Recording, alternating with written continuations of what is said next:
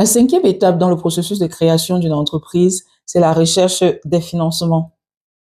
À cette étape, vous avez tous les éléments, vous avez toutes les informations nécessaires pour pouvoir chercher du financement et trouver du financement. Vous avez passé 4 étapes déjà où vous avez pu déterminer la profitabilité, la faisabilité de votre projet. Donc, vous avez tous les éléments pour pouvoir obtenir un financement.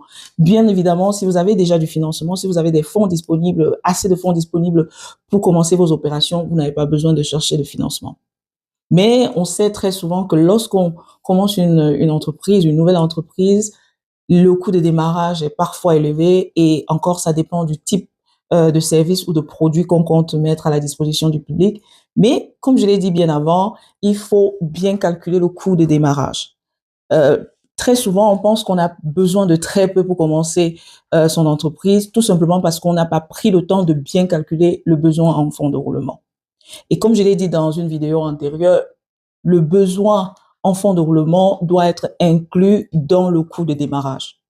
Le coût de démarrage, c'est non seulement l'ensemble des dépenses dont vous avez besoin d'effectuer pour commencer les opérations, mais aussi le besoin en fonds de roulement. Et le besoin en fonds de roulement, c'est une provision financière qui est mise de côté pour pouvoir permettre à votre entreprise d'opérer, de couvrir toutes ces charges d'opération, toutes ces charges opérationnelles durant la période de lancement. Parce que nous savons tous que lorsqu'on commence une activité, lorsqu'on est une start-up, ça prend du temps pour commencer à faire ses premières ventes. Il faut du temps pour que les consommateurs ou le marché commencent à vous connaître, à connaître votre produit avant de commencer à faire des achats. Donc, ça prend du temps pour commencer à faire ces premières ventes.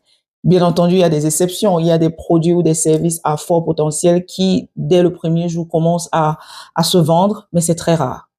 Vous devez provisionner 6 à 12 mois d'activité. Donc, ça veut dire que vous fassiez des chiffres d'affaires ou pas, votre entreprise doit survivre.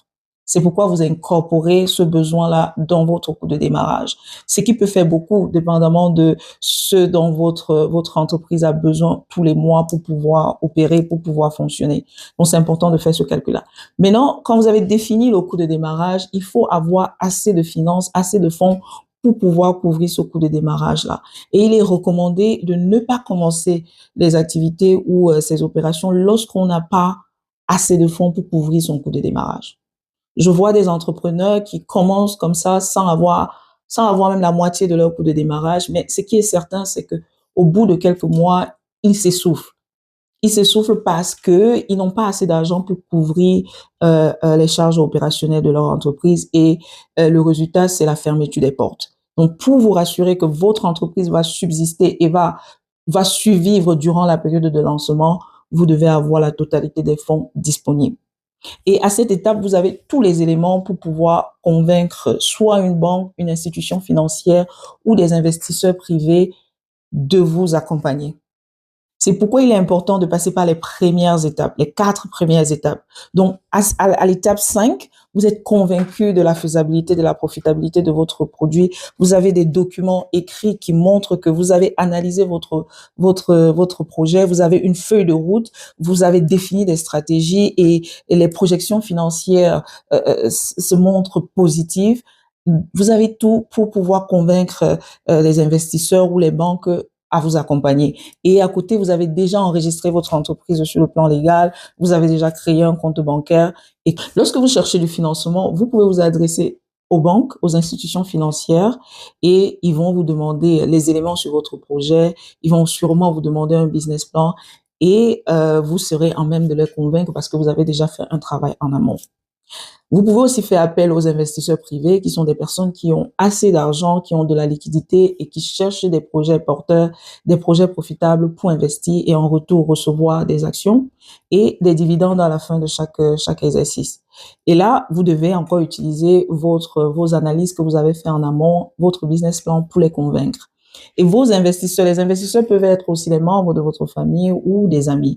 Pour les convaincre, vous avez déjà assez d'éléments pour pouvoir les convaincre, votre business plan, les analyses que vous avez fait en amont. Ceci démontre du sérieux de votre projet.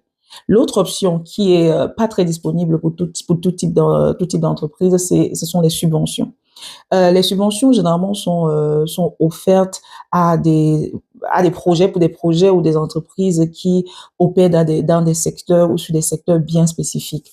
Généralement, c'est des secteurs tels que l'agriculture, le digital en ce moment, l'énergie et bien d'autres. Donc, vous devez faire des recherches dans ce sens-là pour voir si votre activité, votre projet est éligible pour certaines subventions disponibles. Et lorsque vous avez reçu des accords de principe et que vous savez que vous avez assez de fonds pour pouvoir commencer vos opérations, là, vous mettez en place les opérations. Et c'est sur cette étape qu'on va clôturer cette série. Donc, la prochaine étape sera la fin de cette série sur la création d'entreprise.